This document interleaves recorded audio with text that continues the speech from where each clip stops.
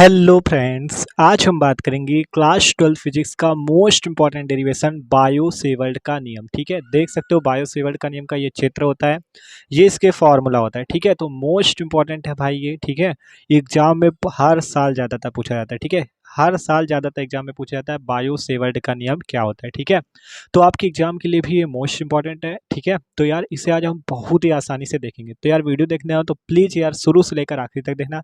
Guarantee के साथ इसका पूरा चित्र बनाना भी आपको सिखा देंगे। ठीक है, अभी पूरा चित्र बनाना भी सिखाएंगे और इसका पूरा डेरिवेशन भी सिखाएंगे। ठीक है, तो यार प्लीज वीडियो को आखिरी तक देखते रहना। तो चलो बात करते हैं बायो सेवर्ट का नियम क्या होता है।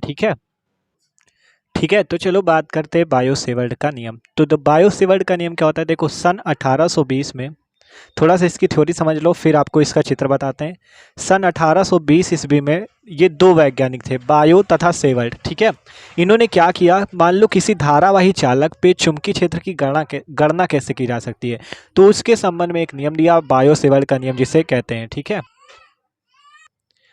बायो तथा सेवर्ट ने क्या किया, सन 1820 ईस्वी में ये बताया कि मतलब आप किसी धारावाही चालक पे चुंबकीय क्षेत्र को कैसे ज्ञात कर सकते हो। ठीक है, उसके नियम में, उसके संबंध में एक नियम दिया जिसे बायो सेवर्ट का नियम कहते हैं। तो सिंपल आपने क्या समझा, सन 1820 में नियम दिया गया था बायो तथा सेवर्ट नामक दो साइंटिस्ट के द्वारा। ठीक है, तो चलो इसका चित्र बनाते हैं फिर इसका डेरिवेशन करते हैं। ठीक है, तो देखो ये चित्र बनेगा कैसे, देखो मान लो इस टाइप से आपका ये एक कोई धारावाही चालक है। ठीक है, ये क्या है, धारावाही चालक। एकदम आसानी से समझाएंगे, कोई टेंशन लेने की बात नहीं। देखो धारावाही चालक है। ठीक है, देखो ये एक धारावाही चालक है, इस पे मान लो आई धारा बह रही है। धारा कितनी बह रही है, आई एम्पियर की। ठीक है, आई एम्पियर की धारा बह रही है। अब बात करें हमें इस पे अगर चुंबकीय क्षेत्र ज्ञात करना हो तो कैसे ज्ञात कर सकते हैं, तो वो बायो और सेवर्ट ने बताया। देखो अगर मान लो ये एल लंबाई का था, ये आपका अगर इसकी पूरी लंबाई एल हो, ठीक है, और इसका अगर हम एक छोटा सा भाग ले लें, यहाँ पे ये छोटा सा एक भाग ले लें जिसे कहते हैं डी एल। ठीक है, इस छोटे से भाग को हम कहते हैं डी एल, क्योंकि हम इतना छोटा सा भाग लेंगे और फिर उसमें चुंबकीय क्षेत्र निकालेंगे। ठीक है,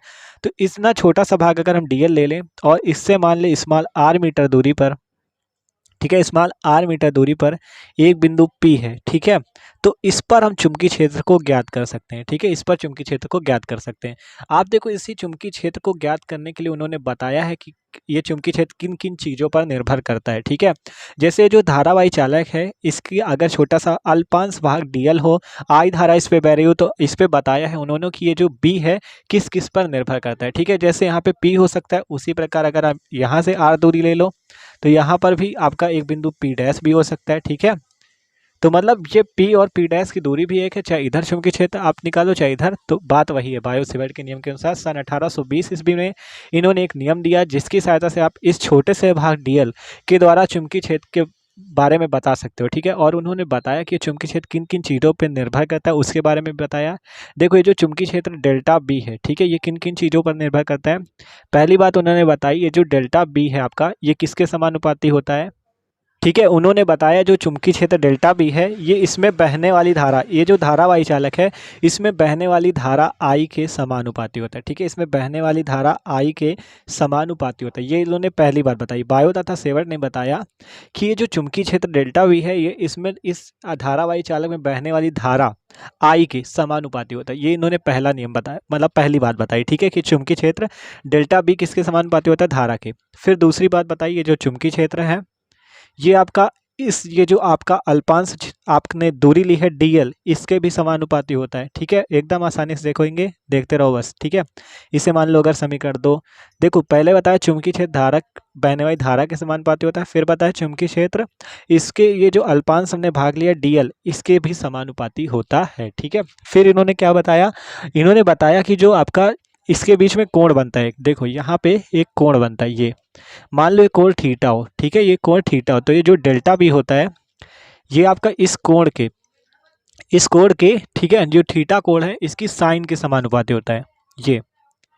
ठीक है, ठीक है, तो ये जो डेल्टा बी होगा किसके समानुपाती होगा, देखो अगर इसके बीच कोण थीटा हो तो इस थीटा की साइन के समानुपाती होगा। ये बायो और सेवर्ट के कथन है। ठीक है, पहले बताया कि धारा के समानुपाती, फिर बताया डीएल के समानुपाती, फिर बताया साइन थीटा के समानुपाती।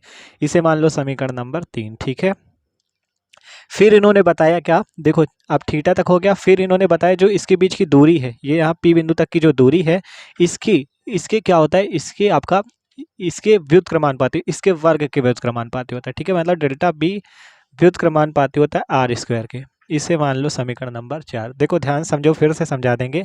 मतलब ये जो आर है इसके वर्ग के व्युत्क्रमानुपाती, समानुपाती का मतलब होता है इसके बराबर में इस टाइप से, और व्युत्क्रमानुपाती का मतलब होता है 1/, में, ठीक है, इस टाइप से। तो समानुपाती मतलब उसी के समान हो इस तरह से, और व्युत्क्रमानुपाती का मतलब 1/, में, ठीक है। तो ये 4 बातें उन्होंने बताई। पहले बताया क्या, ठीक है। तो देखो बायो सेवर्ट का नियम क्या है। सन 1820 में बायो तथा सेवर्ट नामक 2 साइंटिस्ट है, उन्होंने बताया कि जैसे कोई धारावाही चालक है उसका आप अल्पांश भाग डीएल लो, तो उससे जो आपका उससे r मीटर दूरी पर अगर एक बिंदु P लेते हो तो उस पर जो चुंबकीय क्षेत्र है वो किस किस पर निर्भर करता है वो बताया। देखो जैसे चुंबकीय क्षेत्र है आपका बहने वाली धारा I के समानुपाती होता है। फिर बताया उसके अल्पांश भाग dl के समानुपाती होता है। फिर बताया अगर उसके बीच कोण थीटा हो तो उसकी साइन के समानुपाती होता है, अर्थात delta B proportional sine theta. और फिर बताया इसके बीच की दूरी r जो होगी उसके वर्ग के व्युत्क्रमानुपाती होता है, अर्थात डेल्टा बी प्रोपोर्शनल 1/r², ठीक है। तो ये इन्होंने 4 बातें बताई बायो तथा सेवर्ट नामक 2 साइंटिस्ट ने, ठीक है। आप देखो यहाँ पर से क्या लिखना है, यहाँ पर से लिखना है आपको एकदम आसान। अब थोड़ा सा बचा है, देखो समीकरण 1, 2, 3 व 4 से, समीकरण 1, 2, 3 व 4 से देखो चारों तरफ डेल्टा बी है, ठीक है। तो आप पूरा डेल्टा बी इस तरह से ले लो, समानुपाती का चिन्ह लगाओ, I D L sine theta लिखो, I D L sine theta, ठीक है। और फिर 1/r², तो आप यहाँ पे बटे में r² लिख दो, ठीक है, बटे में r² लिख दो। सिंपल। देखो किया क्या, चारों समीकरणों से लिखा, समीकरण 1, 2, 3, 4 से, तो डेल्टा भी चारों में है तो डेल्टा भी लिख दिया। फिर समानुपाती का चिन्ह लगाया, आई डी एल साइन थीटा, और ये 1/r², तो इसको लिख दिया आई डी एल साइन थीटा बटा r², ठीक है। आप देखो जब से यहाँ समानुपाती का चिन्ह हटेगा तो यहाँ पे क्या हो जाएगा, delta B equal to μ0/4 ideal sine theta, ideal sine theta बटे में r², ये हो जाएगा बायो सेवर्ट का नियम, ठीक है। अब बताते हैं μ0/4 क्या है। देखो ठीक है, सिंपल हुआ क्या, देखो डेल्टा बी समानुपाती के चिन्ह ideal sine theta upon r²। जब ये समानुपाती हटता है तो एक नीतांक आता है, ये नीतांक होता है μ0/4, तो delta B equal to μ0/4 ideal sine theta upon r² हो गया, ठीक है। तो देखो यहाँ से थोड़ा सा और समझ लो, ये तो पूरा डेरिवेशन आपका आ चुका है, यहाँ पर थोड़ा और समझा दे आपको। देखो ये μ0 क्या है, μ0 को कहते हैं निर्वात की चुंबकशीलता, ठीक है। ये चीज़ इंपॉर्टेंट है तो इसे भी समझ लो थोड़ा। μ0 को कहते हैं निर्वात की चुंबकशीलता, क्या कहते हैं, निर्वात की चुंबकशीलता कहते हैं, ठीक है। और यहाँ पर से μ0/4 का भी कुछ मान होता है, ठीक है। μ0/4 का भी कुछ मान होता है। इसका मान क्या होता है μ0/4 का, 10⁻⁷, ठीक है, 10⁻⁷। और इसका मात्रक होता है न्यूटन पर एम्पियर स्क्वायर। क्या मात्रक होता है, न्यूटन पर एम्पियर स्क्वायर। देखो ये जो आपने इतना फॉर्मूला निकाला, delta B equal to μ0/4 ideal sine theta upon r², यहाँ पर ये μ0/4 की भी कुछ मान होता है, 10⁻⁷ न्यूटन पर एम्पियर स्क्वायर, ठीक है। और μ0 को हम लोग कहते हैं निर्वात की चुंबकशीलता, डेल्टा बी क्या है, चुंबकीय क्षेत्र है, आई क्या है, बहने वाली धारा, डीएल क्या है, इस अल्पांश, ये जो छोटा सा आपने भाग लिया यहाँ पे, ठीक है, छोटा सा भाग जो लिया है, ठीक है, ये जो डीएल छोटा सा भाग लिया ये है, और आपका साइन थीटा जो इसके बीच में कोण बना था उसका हमने साइन लिया, आर क्या है, इसके बीच की दूरी, ठीक है। तो ये है भैया बायो सेवर्ट का नियम। सिंपल, आप यहाँ पे थ्योरी भी लिख सकते हो। सन 1820 में बायो तथा सेवर्ट नामक 2 साइंटिस्ट थे, उन्होंने किसी धारावाही चालक में, ठीक है, धारावाही चालक में जो बहने वाली धारा आई है, ठीक है, और अगर उसका अल्पांश भाग डीएल है और उससे r मीटर दूरी पर एक बिंदु P है, तो उसका जो चुंबकीय क्षेत्र है वो निम्न बातों पर निर्भर करता है। पहली बात कौन सी है, चुंबकीय क्षेत्र जो है बहने वाली धारा के समानुपाती होता है। फिर दूसरी बात, चुंबकीय क्षेत्र उसके अल्पांश भाग डीएल के समानुपाती होता है। तीसरी बात, चुंबकीय क्षेत्र उसके बीच के कोण थीटा की साइन के समानुपाती होता है। चौथी बात, डेल्टा बी किसके समानुपाती होता है, आर के वर्ग के व्युत्क्रमानुपाती होता है, ठीक है। फिर समीकरण 1, 2, 3, 4 से लिखोगे और ये आ जाएगा। फिर जब समानुपाती का चिन्ह हटेगा तो बराबर का लग जाएगा μ0/4, और ये आपका बायो सेवर्ट का नियम आ जाएगा, ठीक है। और बाद में लिख सकते हो μ0 निर्वात की चुंबकशीलता और μ0/4 का मान 10⁻⁷ न्यूटन पर एम्पियर स्क्वायर, ठीक है। तो ये आपका बायो सेवर्ट का नियम है, सिंपल से देख सकते हो, ठीक है। तो थ्योरी भी आसानी से लिख लेना, ठीक है।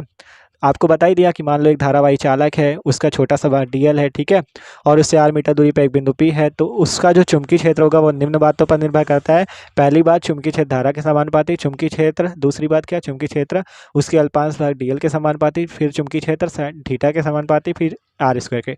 तो देखो थ्योरी हमेशा अपनी भाषा में लिखी जाती है, कभी थ्योरी रटी नहीं जाती, ठीक है, अपनी भाषा में लिखो।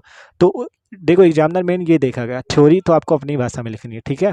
तो देख सकते हो एकदम आसान था और एग्जाम में पूछा जाता है, ठीक है। तो यार वीडियो अच्छा लगा हो तो लाइक कर देना, चैनल पे नए हो तो सब्सक्राइब जरूर कर देना। Okay, thanks for watching this video.